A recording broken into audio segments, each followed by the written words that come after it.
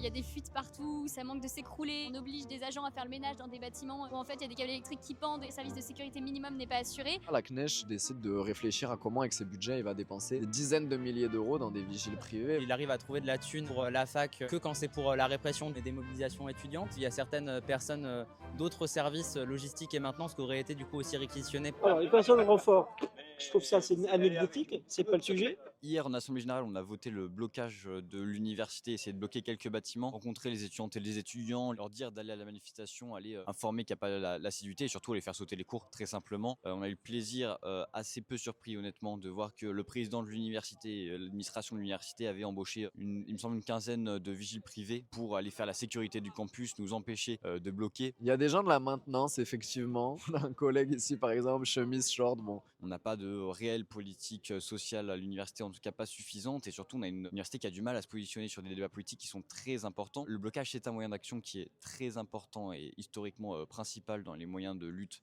étudiante. Aujourd'hui, en nous bloquant cet accès-là, étant donné qu'il fait aussi du blocage démocratique dans les instances, Yacine Laknecht, le président de l'université, nous bloque toute voie d'aller créer une mobilisation étudiante qui est pourtant, on le sait, centrale dans les mouvements sociaux. mais oui, 20 sans fac qui veulent se bagarrer pour avoir leur inscription, c'est très faible. Et ça serait en fait une preuve aussi du côté de la présidence de dire bon, toutes ces coupures de budget, on a conscience que ça touche les étudiants étrangers les plus précaires, etc. Là, il y a 20 personnes qui mènent la bagarre. Peut-être qu'on peut réfléchir avec les budgets qu'on a à pouvoir les inscrire.